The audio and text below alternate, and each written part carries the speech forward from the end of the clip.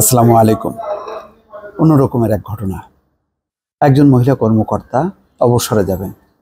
অবসরে যাওয়ার আগে তিনি একটি সরকারি খাদ্য গুদামের দায়িত্বে ছিলেন। গোপনে 2.25 কোটি টাকার চাল বস্তা বিক্রি করে দিয়েছেন। ঘটনাটা ধরা পড়ল। যখন ধরা পড়ল, বুঝতে পারলো যে তিনি ধরা খাচ্ছেন, তখন তিনি পালিয়ে গেলেন।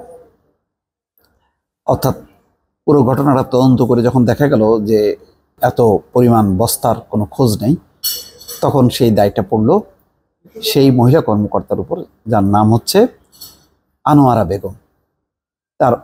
এর 2 মাস পরেই তার অবসরে যাওয়ার কথা। হয়তো চিন্তা করেছেন যে অবসরে যাওয়ার আগে একটা কোটি কোটি টাকা কিছু ইনকাম করি, আর অবসরের একটা টাকা পাবই। এটি চলছে আর কি। আনোয়ারা বেগমকে দোষ দিয়ে লাভ নেই। সে আশেপাশে দেখছে তো যে কিভাবে আঙুল ফুলে কলা গাছ হচ্ছে। তো সুতরাং তিনি মহিলা কর্মকর্তা, তিনি বাদ যাবেন কেন? তার হাতে যেহেতু ক্ষমতা আছে, তিনিও সেই একই পথ ধরলেন।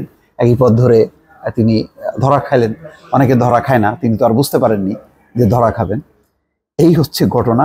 ঘটনাটা হচ্ছে দিনাজপুরে। দেশ রূপান্তরে এই রিপোর্টটি উঠেছে বিস্তারিতভাবে। কুরবান আলী রিপোর্ট করেছে যে 2.25 কোটি টাকার চাল বস্তা বেচে পালালেন খাদ্য কর্মকর্তা।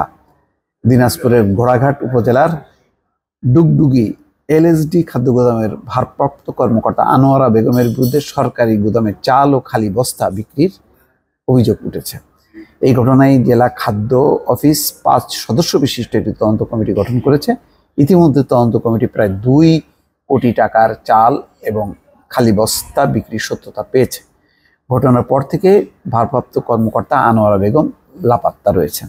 জানা গেছে 5 বছর ধরে ডুগডুগি এলএসডি গুদামের ভারপ্রাপ্ত কর্মকর্তা হিসেবে দায়িত্ব পালন করছেন আনোয়ারা বেগম। তাহলে যে শেষ বয়স জীবনে এসে চাকরির এই ঘটনা যখন তিনি ঘটাতে পারেন, তাহলে 5 বছর ধরে তিনি কি কাজ করলেন এটা একটু চিন্তা করেন।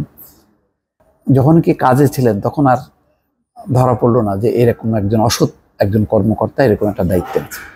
গত 15 এপ্রিল ঘোড়াঘাট উপজেলার খাদ্য নিয়ন্ত্রক ইউনুস আলী মণ্ডল ডুগডুগি এলএসডি গুদামে পরিদর্শনে গিয়ে চাল ও বস্তা কম দেখতে পান। জেলা খাদ্য নিয়ন্ত্রককে বিষয়টি জানানো হয়। এর মধ্যে খাদ্য গুদামের হিসাব দিতে একাধিকবার আনোয়ারা বেগমকে বলা হলেও তিনি তা না দিয়ে 25 এপ্রিল গুদামের চাবি নিয়ে চলে যান।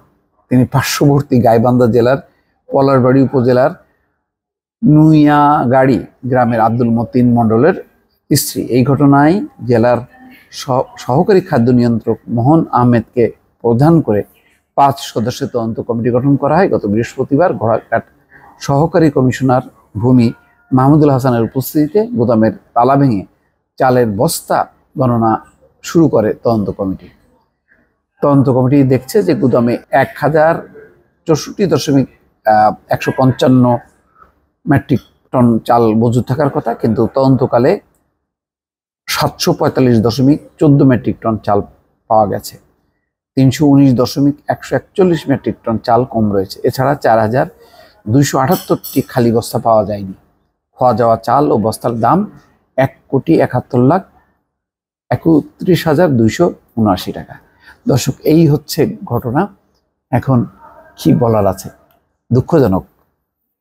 এইভাবে সরকারি জিনিসপত্র, তারপরে মালামাল কেনাকাটার থেকে শুরু করে সমস্ত ক্ষেত্রে একেবারে দুর্নীতির রাহুগ্রাস সারা বাংলাদেশকে আচ্ছন্ন করে আছে। ভালো থাকবেন। আল্লাহ হাফেজ।